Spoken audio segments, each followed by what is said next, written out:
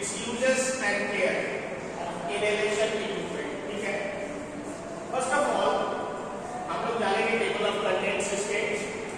Number 1 types of inhalation equipment, meter dose inhalation, dry powder inhalers, nebulizers, oxygen delivery devices, spacers and wall holding chambers, cleaning and maintenance, infection control, patient education and troubleshooting summary. First of all, I would like to say you one thing, that the types of inhalation equipments are of mainly 4 types. First is meter dose inhalers, that is called MDIs. Number 2 is dry powder, that is dry powder inhalers, that is called DPIs. Third is nebulizers and fourth is oxygen delivery devices. Each device delivers medication differently. Selection depends on patient's ability, medication type and clinical indications. These are the main points. Please note that selection depends on patient's ability. Patient की ability क्या है, medication का type क्या है और clinical indication क्या है। ये 3 चीजों पे ही हम पेशेंट को इस तरीके का इनहेलर्स प्रोवाइड करते हैं। First of all meter dose inhalers क्या होते हैं, इसकी यूजेस एंड प्रॉपर टेक्निक क्या है। मीटर डोज जो इनहेलर्स होते हैं उनके यूज मेनली ब्रोंकोडायलेटर्स के रूप में काम करते हैं। इनकी जो डिजीज होती है स्पेशली इसमें अस्थमा है, जो सीओपीडी है, इनमें इनका बहुत यूज होता है। कॉर्टिकोस्टेरॉइड्स और एयरवे इन्फ्लेमेशन, जो एयरवे का रास्ता होता है उसमें जो सूजन होती है उस सूजन को कम करने के लिए कॉर्टिकोस्टेरॉइड्स का यूज करते हैं। Means corticosteroids are helpful in reducing the inflammation. ठीक है, then rescue medications that like salbutamol, combination therapy agents and it is maintenance respiratory drug. ठीक है, तो ये इतने सारे फंक्शंस या इसके यूजेस होते हैं। प्रॉपर टेक्निक क्या है, first of all shake canister 10 to 15 second, exhale fully before use, obviously place mouthpiece in mouth and seal lips. Mouthpiece में रखना है, क्लोज करना है और सील करके फिर उसके बाद लिप से दबा लेना है। Inhale slowly while pressing canister, जब आप प्रेस करते हैं कैनिस्टर को तो उसको इनहेल करें slowly. Hold breath for 10 second और अंदर जो सांस लेने के बाद उसको 10 सेकंड के लिए होल्ड करें। Then wait 1 minute between puffs, और हर पफ फिर उसका निकाल दें और हर एक पफ के बीच में 1 मिनट का गैप जरूर करें। Next is dry powder inhalers, that is called DPIs. Its advantage: no propellant needed, breathe actuated, no coordination required. इसमें कोई coordination की जरूरत नहीं है। Compact and portable होता है, dose counterweight। ठीक है, इसकी भी dose counterweight होता है। Contraindication क्या है इसमें? It's severe dyspnea or low peak flow. Young children less than 5 years के लिए contraindicated है। Severe cognitive impairment है और साथ में very humid environment, ये contraindications है इसके। Common DPIs में terbuinol, that is called budesonide, discuss is the fluticasone salmeterol, and hydrolol, that is tiotropium and Electra devices। तो ये इस तरीके से common DPIs होते हैं। Next is nebulizers, पहले भी हम लोग डिस्कस कर चुके हैं nebulizers के विषय में। तो nebulizers एक तरीके से इनहेलेशन डिवाइस होती है जिसमें एरोसोल के फॉर्म में बेस जाती है, ड्रग्स होती है और वो पेशेंट का जो बेस लेवल तक जो भी ब्रोंक्यूल्स होते हैं या जो एल्वियोलाई होती है वहाँ तक पहुँच करके प्रॉपर डायलेशन का काम करते हैं, जिससे पेशेंट को ब्रीथिंग में हेल्प मिलती है और कंफर्ट भी फील होता है। Now the types of nebulizers में jet nebulizer, ultrasonic nebulizer and mesh nebulizer. फिर से बता देता हूँ, uses compressed air jet nebulizer में कंप्रेस्ड एयर यूज होती है। It is most common, it requires electricity और कंप्रेसर, इसमें इलेक्ट्रिसिटी या कंप्रेसर की जरूरत होती है। Next is ultrasonic, uses high frequency sound waves and it is silent but faster delivery. Mesh nebulizer में vibrating mash, portable, most efficient and least medication based. याद रखिएगा। फिर इसके इंडिकेशंस एंड एडमिनिस्ट्रेशंस में acute asthma attack, COPD, exacerbation, COPD that is called chronic obstructive pulmonary disease। एक word यहाँ पे आ रहा है exacerbation। exacerbation वो कंडीशन होती है जिसमें पेशेंट को, COPD के पेशेंट में सडन ऑनसेट होता है ब्रीथलेसनेस का। ठीक है, पेशेंट डिस्निक हो जाता है, पैल्पिटेशन बढ़ जाता है, उसका हार्ट रेट बढ़ जाता है। उस स्टेट को हम लोग acute exacerbation कहते हैं COPD। Next is cystic fibrosis, next is paediatric patients. तो इस तरीके के जो कंडीशंस हैं उनमें इनका इंडिकेशन होता है नेबुलाइजर का। की पैरामीटर्स ट्रीटमेंट इसमें 10 से 15 मिनट के लिए दिया जाता है nebulization. Flow rate 6 to 8 litre per minute jet के through and fill volume that is 3 to 5 with that. It is very effective. Next is oxygen delivery devices में nasal cannula, simple face mask, non-rebreather mask and venturi mask ये इतने use होते हैं। nasal cannula का rate होता है 1 to 6 litre per minute, simple face mask का 5 to 10 litre per minute, non-rebreather mask का 10 to 15 litre per minute and venturi mask का अलग-अलग वेरिएबल होता है।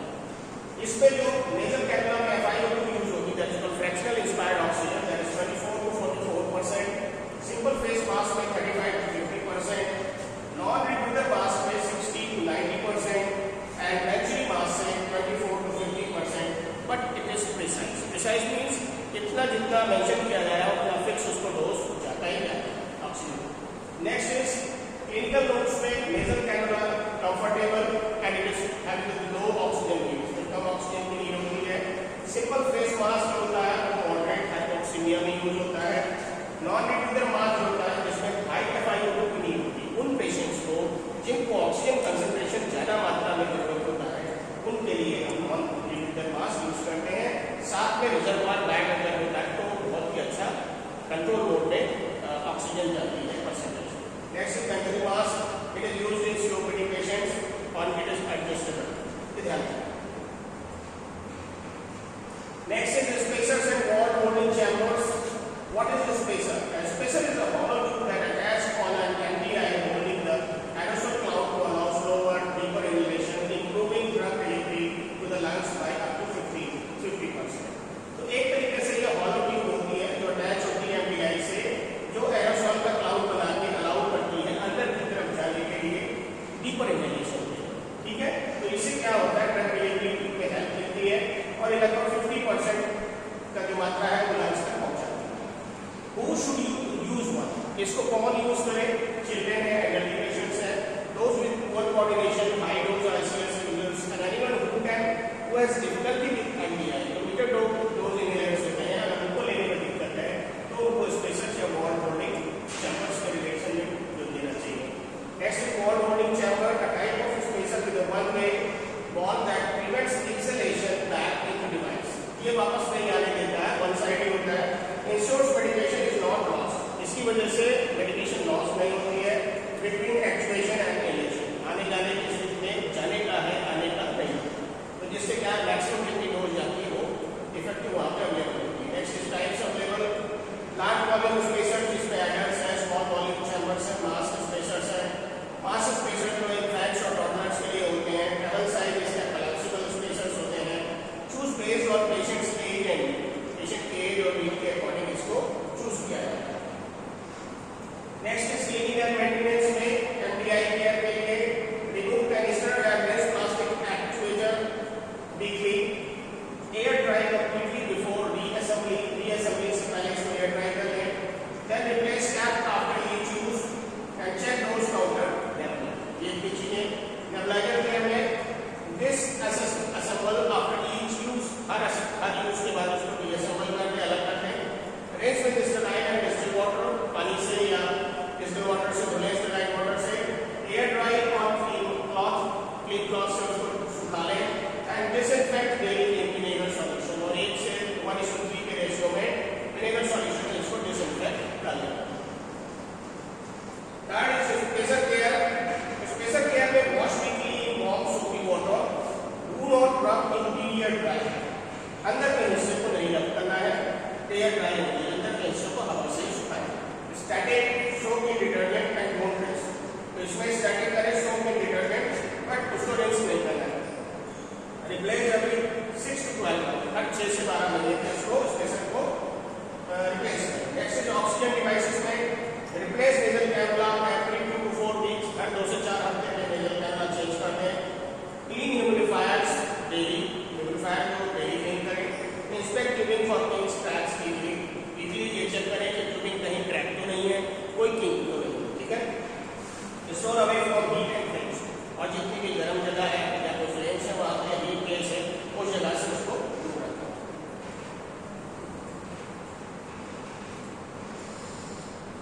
Next is infection control principles में never share equipment, hand hygiene, single patient use, hospital settings में और change schedule and contamination cells. Each patient must have their own device, हर पेशेंट की अपनी डिवाइस होनी चाहिए। Sharing nebulizer mask, mouthpieces और रेस्पिरेटरी पैकेजिंग और एक दूसरे से शेयर नहीं करना चाहिए, उससे उसकी इन्फेक्शन स्प्रेड हो सकता है। हैंड हाइजीन ऑब्वियसली अगर इसको यूज करते हैं, हैंड हाइजीन मेंटेन करते हैं तो रिस्क जो पेशेंट को होते हैं किसी भी तरीके के इन्फेक्शन से किसी के पास पहुंचने को उसमें ये की रुकावट होगी। सिंगल पेशेंट यूज, जब सिंगल पेशेंट यूज होगा तो ऑब्वियसली कहीं ना कहीं इससे क्या होगा कि डिस्ट्रिक्टेड पॉलिसी को हम फॉलो करते हैं और कहीं भी पेशेंट को किसी तरीके से इन्फेक्शन होने से बचा सकते हैं। हॉस्पिटल सेटिंग में use only sterile water in nebulizers, not a tap water. Tap water का यूज नहीं करेंगे, एक स्टेराइल वाटर का यूज करेंगे नेबुलाइजर में। स्यूडोमोनास और other pathogens thrive in contaminated reservoirs, जो पानी होता है रिजर्वोयर्स होते हैं उसमें स्यूडोमोनास या अदर पैथोजेंस हो सकते हैं जिसकी वजह से इन्फेक्शन जो है स्प्रेड हो सकता है। Next is change schedule, nebulizer sets every 24 to 48 hours to use ICU. Ventilator circuits पर प्रोटोकॉल, जो भी वेंटिलेटर सर्किट्स हो उनको हर प्रोटोकॉल के अकॉर्डिंग यूज करें एंड डॉक्यूमेंट ऑल चेंजेस, जो भी आप डॉक्यूमेंटेशन कर रहे हैं चेंज कर रहे हैं उसको आप प्रॉपर्ली मेंशन करें। कंटामिनेशन साइंस में डिस्कार्ड इफ दिस कलर, अगर कलर उसका चेंज हो गया है ट्यूबिंग्स का या किसी भी प्रोडक्ट के जो चीजें यूज हो रही हैं उसको या फिर क्रैक है या कोई रेजिड्यू उसमें है या कोई अनयूजुअल ऑर्डर है तो उन चीजों को हटा दें। नेवर यूज एक्सपायर्ड और यूजली कंप्रोमाइज इक्विपमेंट, तो इस तरीके के इक्विपमेंट्स उनको जरूर हटा दें। Next is patient education, teaching points for patient. Demonstrate technique, never just explain verbally, उनको खाली रीडिंग वर्बली बता के सिखाएं, उनको करके भी दिखाना होता है। Use teach back method to confirm understanding, उनको प्रॉपर्ली सिखा के बताएं। Educate on rescue versus maintenance inhalers, rescue inhalers और मेंटेनेंस इनहेलर्स के विषय में भी यूज करके बताएं। रेस्क्यू क्या होता है, कभी इमरजेंसी के लिए यूज होता है वो रेस्क्यू के रूप में, और जहाँ पे एक प्रॉपर मेंटेन फॉर्म में ट्रीटमेंट या मेडिकेशन चल रहा है उसके रूप में। Explain importance of rinsing mouth after ICS, जितना भी आप इसको इनहेल करते हैं प्रोसेस करते हैं उसके बाद कैसे उन चीज़ों को धुलना है डिवाइसेस को और माउथ को, ये चीज भी आपको बताना होगा। रिकॉग्नाइजिंग साइंस एंड डिटरेशन कंट्रोल, अगर कोई डिटरेशन या इस तरीके से उसके मेंटेनेंस में दिक्कत आती है कंट्रोल में तो उसके भी साइंस को बताना होगा। प्रोवाइड रिटन एक्शन प्लान, इसके साथ साथ रिटन एक्शन प्लान बताएंगे। Address language and literacy dialogue, और अगर कोई लैंग्वेज से या लिटरेसी से रिलेटेड इशू भी है तो उसको किस भाषा में आप समझा सकते हैं मरीज को, वो भी आपको देखना चाहिए। कॉमन पेशेंट सेटअप में not checking FDI before use, क्यों? क्योंकि double dose of propellant less drug, inhaling too fast, not rinsing mouth after steroids, do not waiting between pumps and forgetting cap या डस्टी डिवाइसेस। ठीक है, तो ये इस तरीके से इनहेलेशन टू फास्ट में क्या होता है, drug deposits in throat not in lungs, तो थ्रोट में जमा हो जाती है, लंग्स तक नहीं पहुंचती है।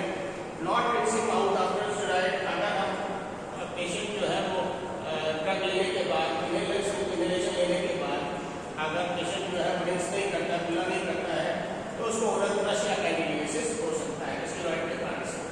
नॉट वेटिंग बिटवीन पम्प्स, तो उसकी वजह से रिड्यूस इफेक्टिवनेस, ड्रग की इफेक्टिवनेस है वो कम हो जाएगी। फॉरगेटिंग कैप या डस्टी डिवाइस में कंटामिनेशन हो सकता है या फिर उसमें ब्लॉकेज हो सकता है, ध्यान रखें।